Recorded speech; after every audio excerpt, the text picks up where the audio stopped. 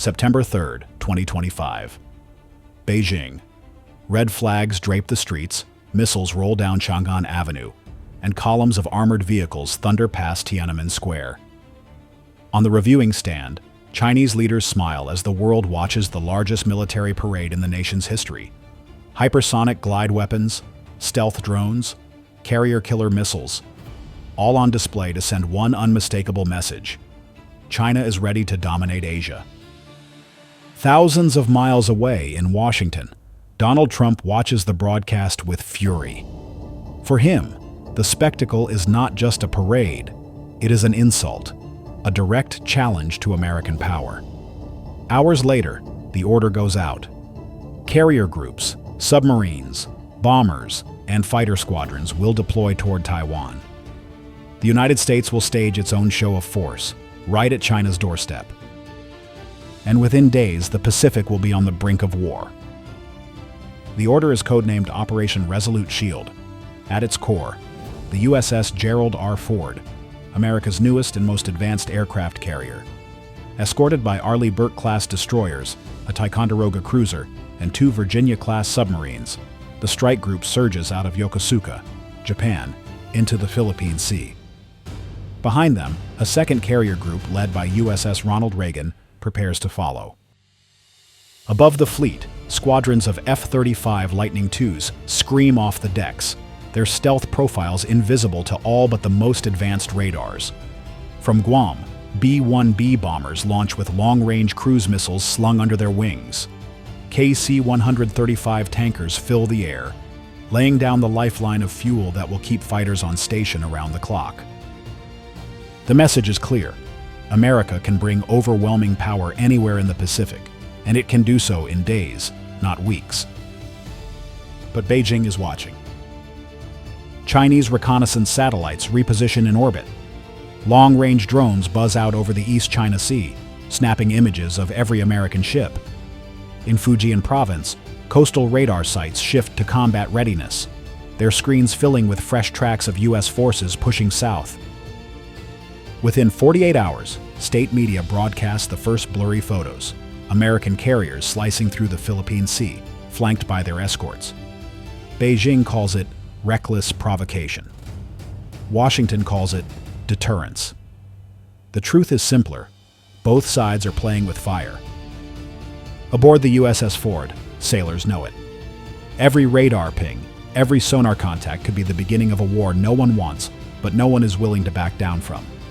Below decks, crews work at a furious pace, arming F/A-18S, loading Tomahawks into launch cells and running drills through the night. The captain's orders are blunt: expect contact. For the men and women aboard, the deployment is more than posturing.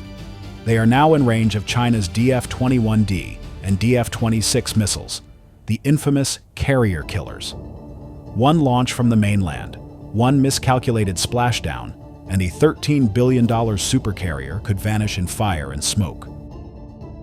Meanwhile, Trump takes to the podium in Washington. The United States will not be intimidated, he declares. We will protect freedom of navigation, and we will show the world that America's Navy is still second to none. The statement electrifies allies and enrages Beijing. Across the Pacific, Japan opens its ports to American warships. Australia raises alert levels. In Beijing, the Politburo issues its own warning. Foreign fleets entering Chinese waters will be met with force. The stage is set. 2 fleets now stand within striking distance. Thousands of sailors, dozens of warships, squadrons of stealth fighters and bombers, all locked into a standoff just one spark away from ignition.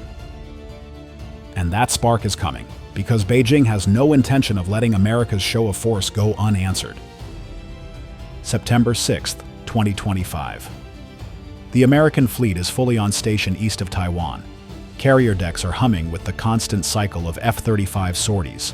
Destroyers sweep the horizon with phased array radars, and submarines slip silently through the black waters beneath. The world is watching. Donald Trump's gamble, to answer China's military parade with overwhelming presence, is in motion. But in Beijing, Xi Jinping is not about to allow America to dominate the headlines unchallenged. The images of U.S. carriers sailing unopposed through the Philippine Sea hit Chinese state television like an insult. The Politburo convenes and the answer is chosen, a demonstration of power that cannot be ignored.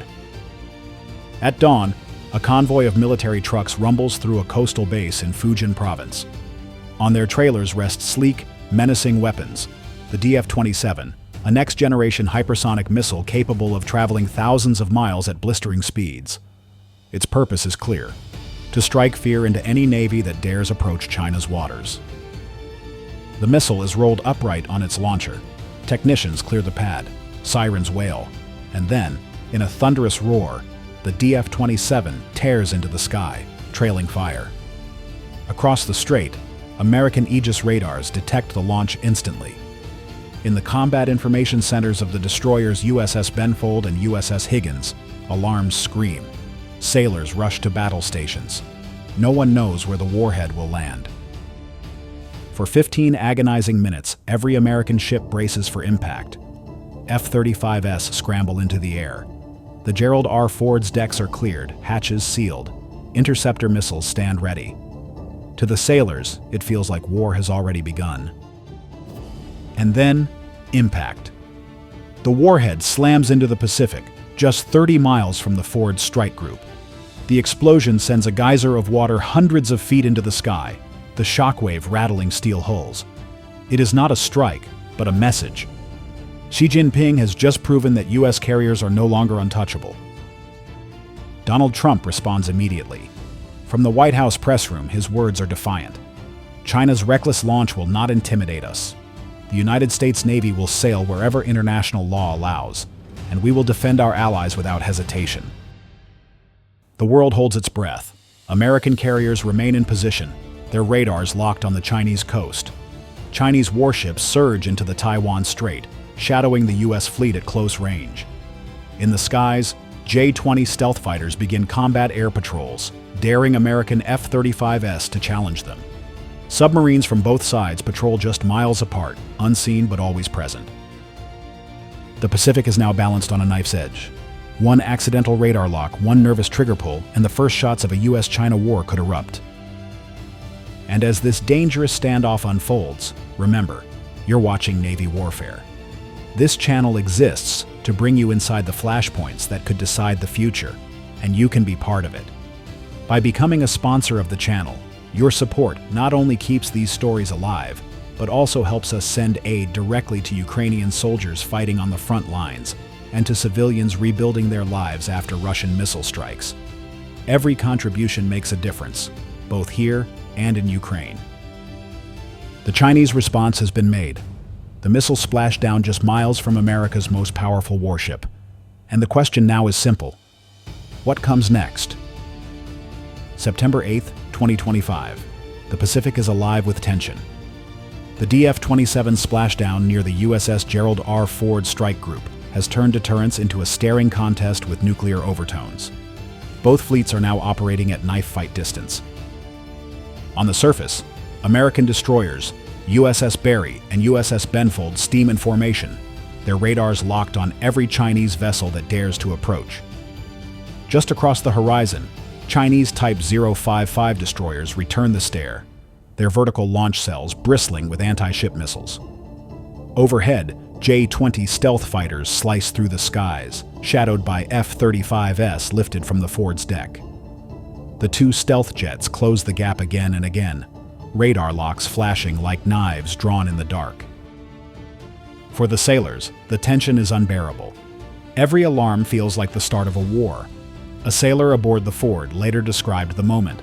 It wasn't a drill. We all thought the next second would be impact. Beneath the surface, the shadow war is even deadlier. A U.S. Virginia-class submarine tracks a Chinese Shang-class boat only miles away.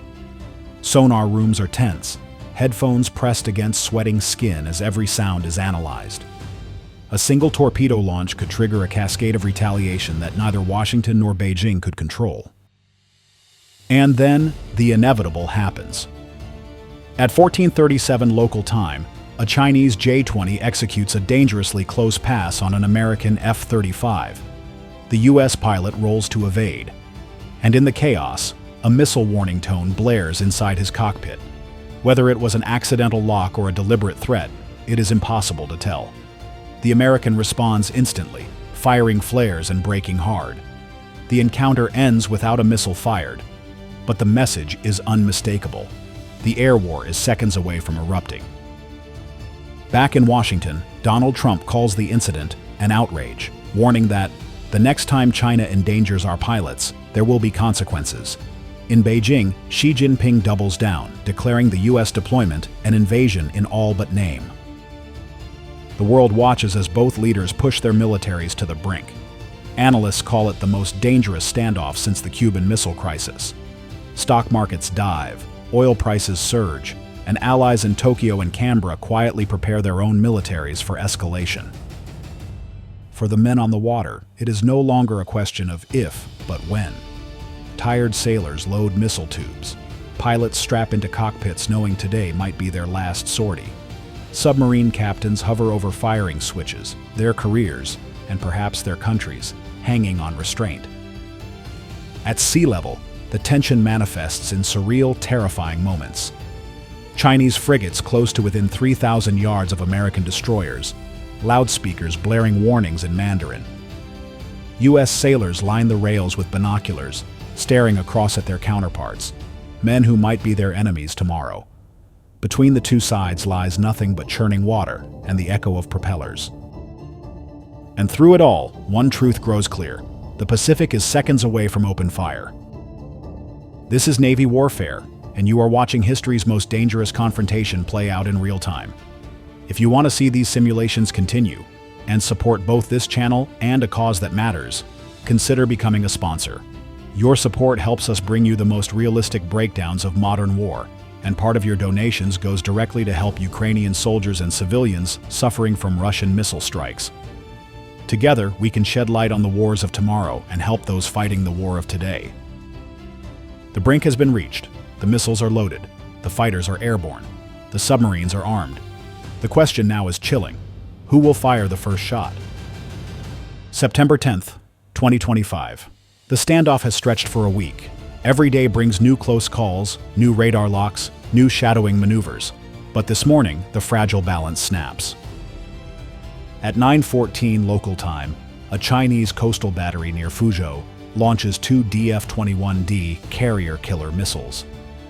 Their re-entry paths are tracked immediately by American Aegis destroyers, and the trajectories point directly at the USS Gerald R Ford strike group.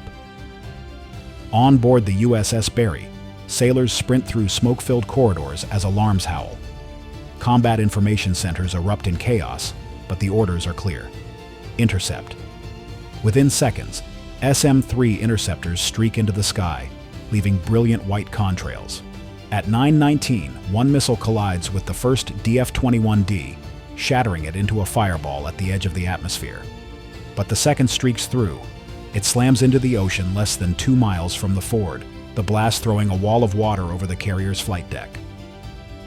It is the closest a U.S. carrier has come to destruction in 80 years. For Washington, it is no longer a drill. It is war. Within the hour, Donald Trump addresses the nation. China has attacked our Navy. America will respond with overwhelming force. His words are carried live across the world. And the response comes fast. From the depths, Virginia-class submarines launch volleys of Tomahawk cruise missiles. Dozens streak low across the sea, skimming the waves before slamming into Chinese radar sites and missile batteries along the Fujian coast. Explosions ripple through hardened bunkers as command posts vanish in fire. From the skies, B-1B Lancers roar out of Guam, their bomb bays releasing swarms of long-range JASSM-ER missiles. Precision strikes rip into airfields, disabling runways and destroying fuel depots. Hours later, the unmistakable silhouette of America's newest weapon enters the war, the B-21 Raider. Stealth bombers glide unseen through Chinese airspace, striking hardened command bunkers with bunker-busting ordnance. By the time Beijing realizes, the Raiders are already gone. But Beijing is not silent. Xi Jinping orders retaliatory strikes. Waves of DF-26 missiles, the infamous Guam killers, rise from inland launch sites. Some slam into Andersen Air Base, cratering taxiways and destroying parked aircraft. Others splash down dangerously close to Japanese waters, sending Tokyo into panic. Chinese J-20S swarm the skies, hunting U.S. tankers and support planes. The Pacific is now fully aflame. Carrier groups dodge hypersonic threats, destroyers launch interceptors until their magazines run dry, and the skies are filled with burning wreckage. Civilians on Taiwan take shelter as missile trails streak overhead. Satellites track launches by the hour. Analysts warn that both nations are inches from nuclear escalation. And through it all, sailors, pilots, and submariners fight for survival. An F-35 pilot ejects over the strait after a missile strike, plucked from the waves by a Seahawk helicopter under fire. A U.S. destroyer lists in the water after taking a near miss from a ballistic missile, its crew scrambling to save their ship. The war is no longer theoretical, it is real, and it is brutal. By nightfall, the casualty lists are grim. Dozens of aircraft lost, multiple ships damaged or destroyed, hundreds of sailors and airmen dead. The first week of the U.S.-China war has begun, and the world is left asking, how far will it go? This is the firestorm, the nightmare scenario that begins with a parade and ends with missiles raining down on the Pacific. And as you take in the scale of this conflict, remember, here on Navy Warfare, we break down the wars of tomorrow so you can see what the headlines won't tell you. If you want to support this work and help make a real impact, consider becoming a sponsor of the channel.